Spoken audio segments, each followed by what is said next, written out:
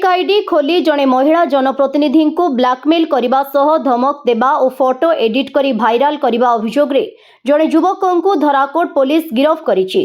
से हेले कुसराब ग्रामर पवित्र महाकुड़। तांकु कोर्ट चलाण करा जायथिबा थाना अधिकारी चंद्रिका स्वाई कहिसंती।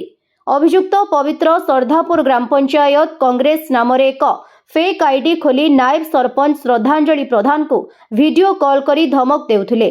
तांको फोटो सह अन्य युवकों फोटो मिसाई पोस्ट करने सह बारंबार हारास करिबारु नायब सरपंच थाना रे एतला देइथिले। पुलिस एक मामला 270/26 रुजु करी तदंत आरंभ करिथिला।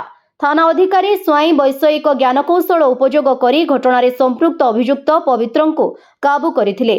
सूचना योग्य पवित्र दीर्घ दिनरु सरधापुर सरपंच समिति सभ्यों को मध्य एही फेक आईडी रे बदनाम करी आसुथिले।